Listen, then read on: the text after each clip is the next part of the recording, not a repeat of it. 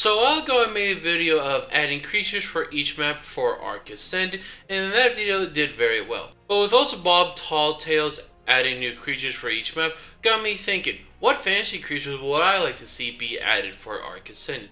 So in today's video, I'll be picking creatures from either pop culture, mythology, cryptozoology, and I'll be giving them ideas for abilities if they were added. So without further ado, let's get straight into it.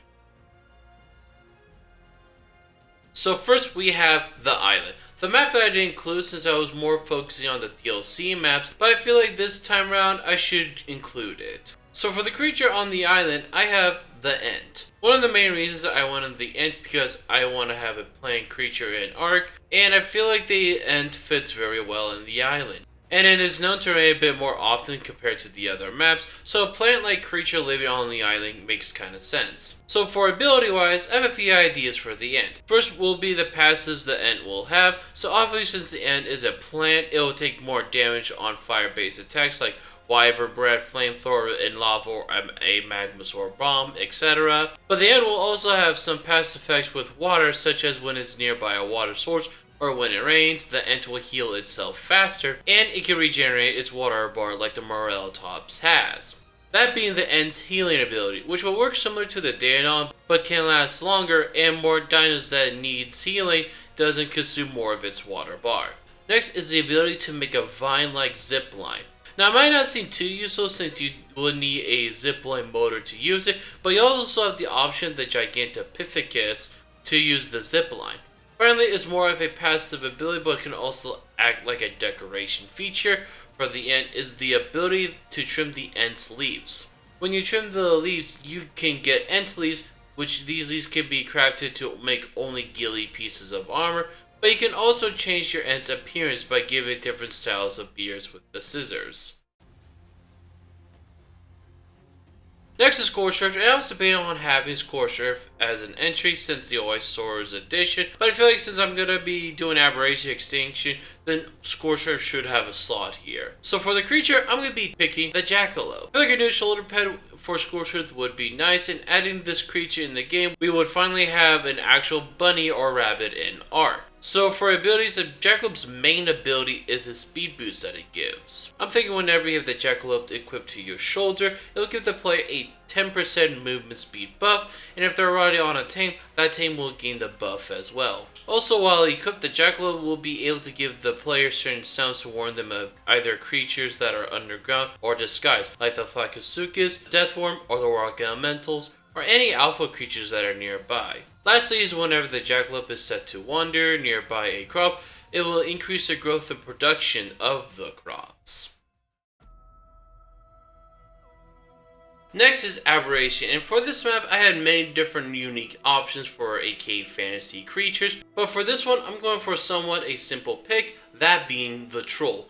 The Trolls will be about the player's size but maybe a little bit smaller, and they can be found anywhere in the blue zone. So this will be the only non-tameable country in this video, but you can still somewhat tame them, but let me explain how that works. So trolls will spawn in groups with even baby trolls, and they will be normally hostile towards the player when they come close. This is because the player must build friendship with the trolls. Every so often the trolls will think of resources they will need that will show above their heads. If the player sneaking throws that resource the troll needs, the friendship is built up. After the while, the trolls become neutral to the player and will even slowly to build their own structures. Then they'll become more friendly to the player and even allow them to trade resources with each other. At max friendship, the troll will teach the player how to craft their own structures and weapons, such as the troll club, which works like the normal club, but you can knock out creatures faster. Additionally, whenever you are in trouble and close where your allied trolls are at, they'll come help you. However, just because you're allied with one troll tribe doesn't mean you're allied with all the troll tribes. Next is Extinction, and for Extinction, I want a creature that's a good travel mount and a deadly hunter, so for the Extinction entry, I have the Chupacabra. Now for those who don't know, the Chupacabra is kind of in the game, that being the nameless due to its name in the code is the Chupacabra. But I wouldn't fully classify the nameless as the actual Chupacabra, and I feel like I can make a fun cool idea based on this blood-sucking legend. So for the Chupacabra to be in Extinction, I wanted to be able to take down most corrupted creatures by giving increased damage to corrupted creatures and a damage resistance from them. They also have an alternate bio attack that will deal 1.5 times more damage than their regular attack and will heal 50% of the total damage dealt, but this will come at a small cooldown. Next, it will have a lunge attack, working similar how the Deinonychus leap attack works, making the Chupacabra able to apply a bleed effect before leaping off the dino. And finally is its sniff ability, which it will reveal nearby dinos, but dinos who recently took damage will be revealed longer. Next is Genesis. So when it comes to the Genesis Part 1 map, I wanted a creature that not only will be fun or very unique compared to the rest of the creatures on here, but also a creature that can do well in all the areas of the map. So this led me to one creature, that being the Slime. This creature in most forms of RPGs usually is a level 1 creature you fight. So what if we take that idea and transform it to something greater?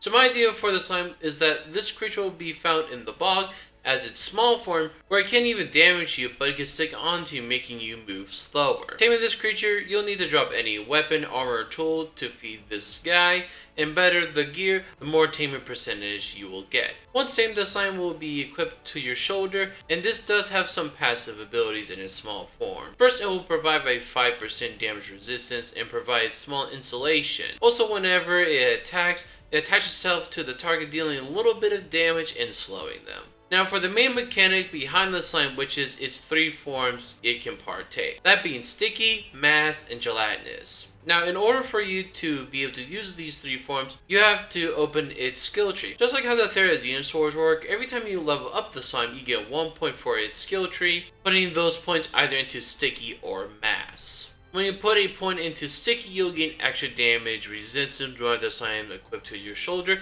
and when you put a point into mass, your Slime gets bigger and gains weight reduction to all items. Once you reach 30 points into one of these options, your Slime will gain an extra ability. At level 30, Sticky will allow you to be able to climb up on walls or any kinds of structures. And if you have 60 points in Sticky, you'll be able to use the Grab and Hook ability, allowing you being able to pull yourself wherever you're aiming at. For Mass, at 30 points, you'll be able to ride on your Slime and will have a leap attack that when you land on a creature, you'll deal damage and prevent them from being able to sprint. Other creatures that are nearby where you land will also get this effect, but this will also make you not be able to have the Slime as a shoulder pet. At level 60, the Slime will be immune to all projectile damage besides elemental attacks like Wyvern Breath or Mana Garm Beam, or in any form of ammo or bullet. And any form of bullet or ammo will be added to the Slime's inventory as raw metal. The Slime will also have the ability to wrap itself onto any creature besides Titanosaurus size or larger, preventing them from being able to move. However, the Slime will be able to take damage from the creature's bite attacks. Now, in order for you to have gelatinous, you need to have both mass and sticky at 30 or more. The Slime will gain all of the previous abilities at 30 points, but will work a bit differently. For starters, you won't be able to have your Slime as a shoulder pet, but you'll be able to receive the damage reduction while you're riding on the Slime, and you'll be able to use your Slime to climb up on walls. But as gelatinous form, you'll be able to gain one new ability, and this ability will be able to turn a Slime into a structure. The Slime structure has 2 forms, that being Bounce or Trap. Bounce will allow the player to jump on the Slime to bounce up, and Trap structure will make the Slime mimic the structure closest to it, and when a creature or enemy tribe member walks or uses the structure, the Slime will cover them, like acting like a bola trap. This trap isn't the exact same as the level 60 ability, since the Slime can only cover creatures as large as a Carno, and the Slime after a duration will let go or if it is killed. This is probably the most long, complex concept for a simple creature, but the idea of a Slime creature in Ark would be fun and an interesting idea.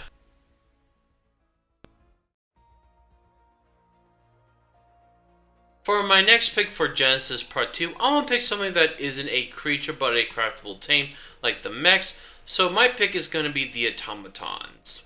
I feel like if they are added to Ark, they'll be a hybrid of a design. A mixture of future technology making them look advanced, but also they will resemble Roman soldiers. And these guys will only be obtainable doing missions throughout Genesis as blueprints.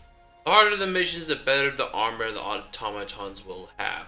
The automatons will have 3 programming rules, set them, that being warrior, guard, and work. For warrior role, your automaton will have a base 50 damage, and when given weapons or items for their offense, if you give them a ranged weapon, you must provide the automaton ammo of that weapon, or else it'll just use its fists. You also will have a new set of commands to set up different formations for your automatons to follow. Defense will have the automatons with shields pull them up. Charge will have the automatons with shields go first, followed by the automatons with melee, then with the automatons with ranged weapons staying back and firing. The final formation is detonate, which once whistled, the automaton will have a short duration to go where it was whistled at before blowing up. Next is the guard rule, which is pretty similar to how the warrior rule is, but the automaton will guard a area where it is set at. It can be commanded to either just attack wild creatures or enemy tribes, or even both. Finally is a worker rule, and this rule is pretty self-explanatory, as this rule makes the automaton help harvest resources for you. When set to wander, the automaton will go to the closest resource and harvest it. It will have a 20% weight reduction to all resources, and when equipped with a pickaxe or axe, to increase gathering for certain resources. Next is the center map. So for the center, I want to add aquatic creatures. So for the center, I have the hippocampus. The hippocampus was added. I can see being a good travel mount, while also being able to fight back most aggressive water creatures. The hippocampus can suck up air when its head is above water to increase its bubble bar. This bar is useful for 2 of the hippocampus's abilities. First, it'll be able to fire a beam of bubbles onto a creature which is so hot it can burn creatures underwater. Its other ability will allow the hippocampus to thrust forward.